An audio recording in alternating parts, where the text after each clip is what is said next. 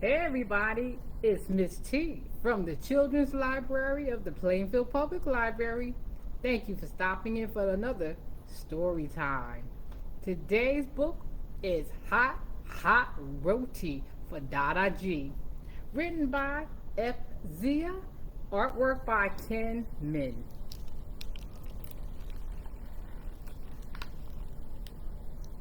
Anil was glad his grandparents had come to stay. Dada-ji was teaching him to stand on his head and to sit like a serene locust. Dadima's prayer song made him bob his head from side to side, and the sweet curling smoke from her incense stick tickled his nose so. But his grandparents' stories were the best of all. Anil loved hearing about the faraway village with the green wheat fields and the swaying coconut palms.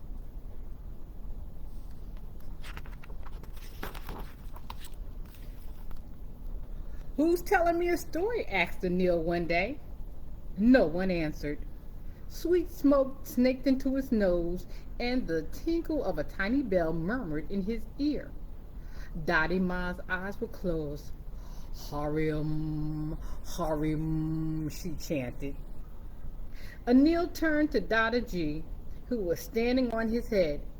Will you tell me a story, Dada-ji? Anil asked.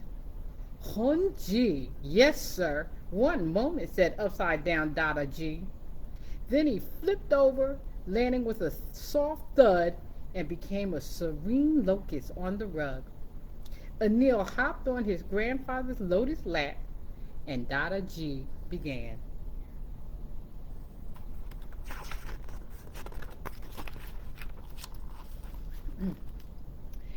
In a village far, far away, where the warm breeze made the green wheat fields dance and brown coconuts rustle, lived a lad who astonished the villagers morning, noon, and night.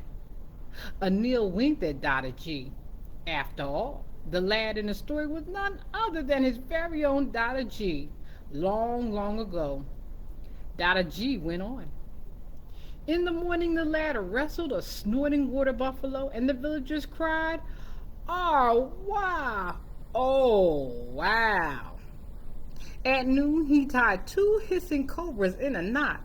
"Wow!" cheered the villagers. At night, the mighty lad spun three trumpeting elephants by their tails. "Wah! Wah!" shouted the villagers.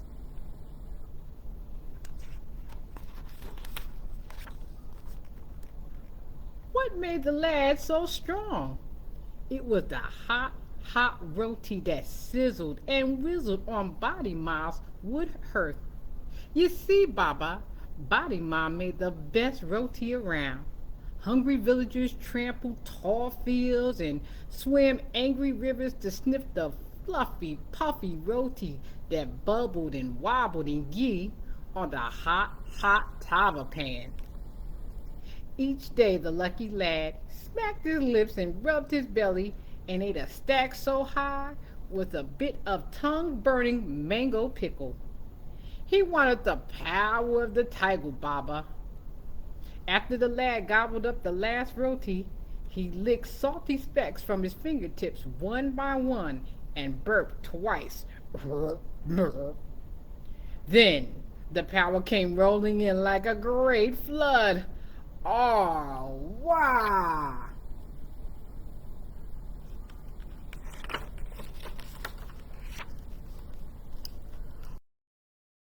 Yes, sir, said the mighty lad, and he went off to do more wonderful things. He made the earth rumble beneath him in the morning. He shook the giant mango tree for Body Ma's pickle pot at noon. And he touched the blue, blue sky with his bare feet at night. Oh, wah! The villagers roared. Wah! Wah!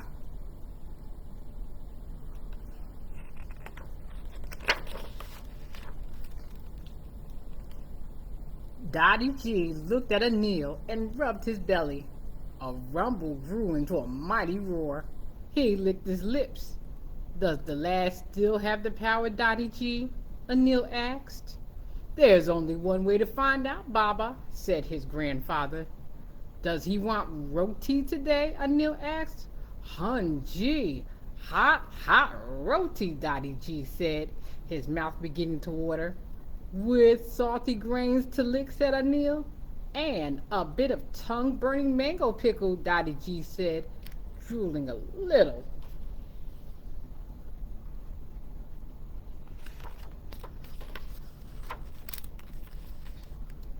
Anil ran to ask his mother to make roti, but she was on the phone with Auntie Vinu. So Anil tugged at the edge of Dottie Ma's sari. No roti today, she said with her eyes, and shooed him away. Next, Anil tried his dad, who only ruffled the newspaper and dug his nose deeper into the pages. Finally, Anil tried his big sister Karen, but she didn't want sloppy gobs of dough getting under her starry nails. Don't worry, Dada-ji, said Anil. I watch Mom make roti all the time. I'll help you get your power back.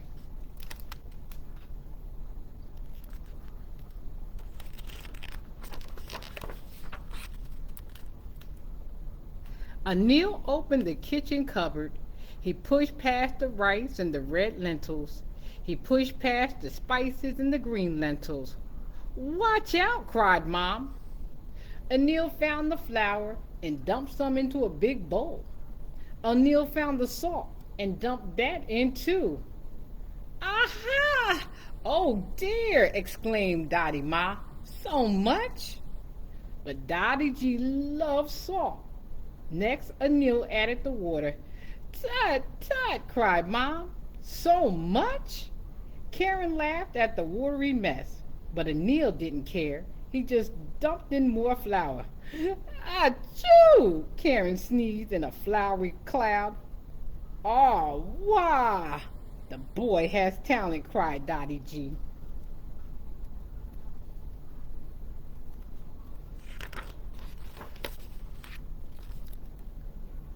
Anil mixed the flour and water and added more salt and began to knead the dough. He punched and he pushed and he pulled. Oh, wow! Exactly like Body Ma, shouted Dada-ji. When the dough was smooth, Anil rolled it into balls, enough for a roti stack as high as the ceiling.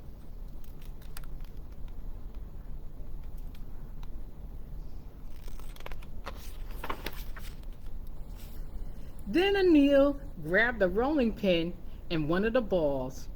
The dough stuck here and it stuck there, but Anil didn't give up. He rolled north and he rolled south. He rolled east and he rolled west. Hun-gee, cheered Dada-ji. Here it comes. Bit by little bit, the first roti began to form. It looks like the USA, Karen said and laughed. Roti can be any shape, right, Baba? Dada-ji said, winking at Anil. Anil rolled out more and more balls of roti dough.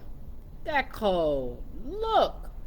Roti number 10 is a perfect circle, remarked Dada Ma.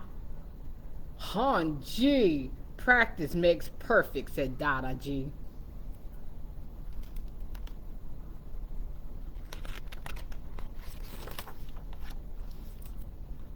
When it was time to cook the roti, Dottie Ma got the tava pan smoky hot and added some butter. The first roti hissed. Very carefully, Dottie Ma helped Anil flip it. The roti danced and sputtered some more, all brown and buttery. Did Dottie Ma make them just like this? Anil asked. Hun-gee, Dada-ji said, nodding. At last, the roti were ready. Anil piled them up in a high stack. Hot roti for Dada-ji, he announced in his biggest voice.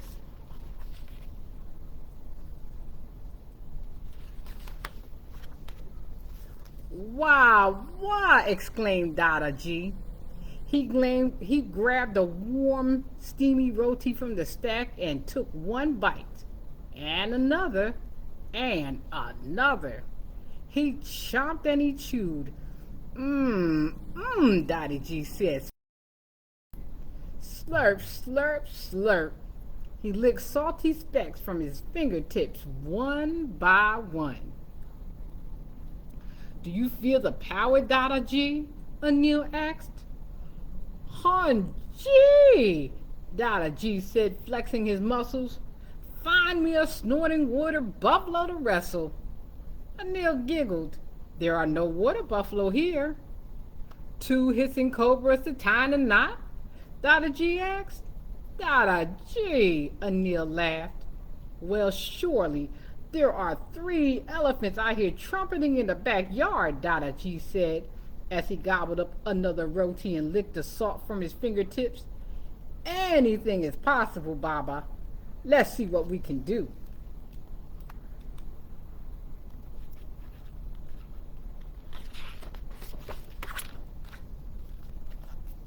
Hand in hand, Anil and Dada-ji went outside to find new adventures. First, they made the earth rumble under their feet. Then they shook a mighty apple tree for Dada Ma's pie. Last, they made bare feet touch the blue, blue sky.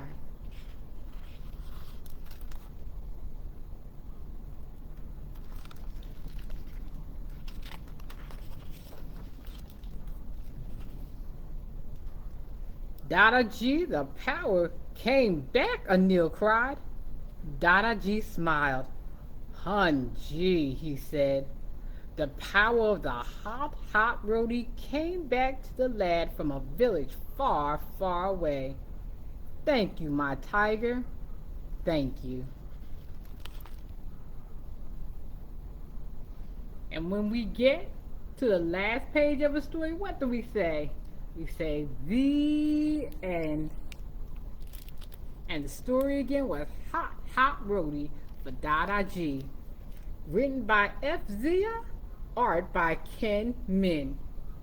I hope you enjoyed it, and for all of those who live with their grandparents or have grandparents that they are so very close to, think about this story, or think about how you would feel, or how do you feel sharing food and conversation and stories. It's not just sharing food and conversation and stories, it's family. So connect when you can, have fun when you can, and always release the strength of your inner tiger, Ji. This is Miss T from the Children's Library of the Plainfield Public Library. Thank you for coming in. Be safe, and until we read again, so long for now.